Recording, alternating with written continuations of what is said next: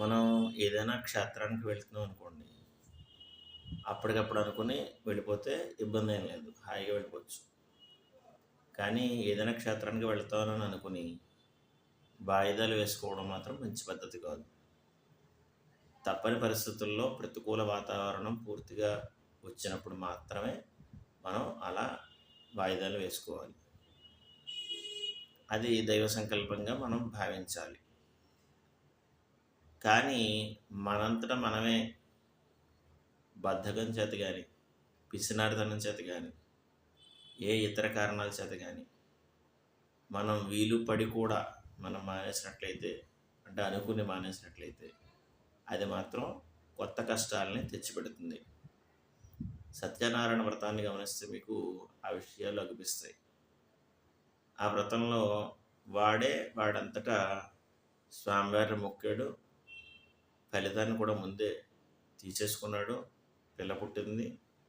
అయినప్పటికీ కూడా తన పిసినారితనం చేత అంత ఐశ్వర్యం ఉన్నప్పటికీ కూడా మరలా పెళ్లి టైముల్లో మహావైభవంగా వ్రతం చేద్దామని అనుకున్నాడు.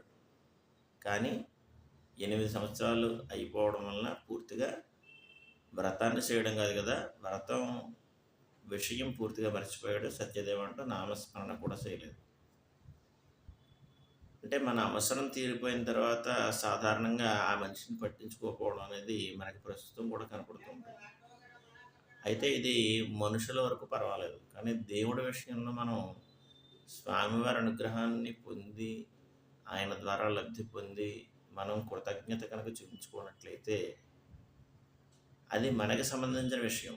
దేవుడు వాడు చూపించుకున్నాడా లేదా అన్నదేం పట్టించుకోడు. కానీ మొక్కుల విషయంలో అలా కుదరదు. మనం మొక్కు పెట్టుకున్నట్లయితే ఖచ్చితంగా చెల్లించాలి.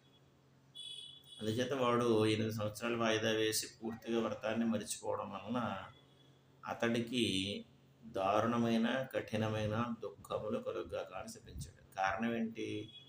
కష్టాలు కలిగితేనే భగవంతుడిని స్మరిస్తూ ఉంటారు చాలామంది. నిజానికి సుఖంగా ఉన్నప్పుడు కనుక దేవుడికి మనం పూజ అర్చన ఇత్యాదులు చేసుకుంటూ ఉంటే అది ఎప్పుడు కూడా ఒడిదుడుకులు లేకుండా సాఫీగా జీవనం సాగిపోతుంది.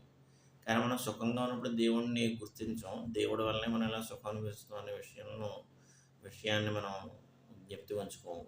కష్టాలు ఎదురైతే మాత్రం దేవుడు నాకేం చేయలేదంటాం.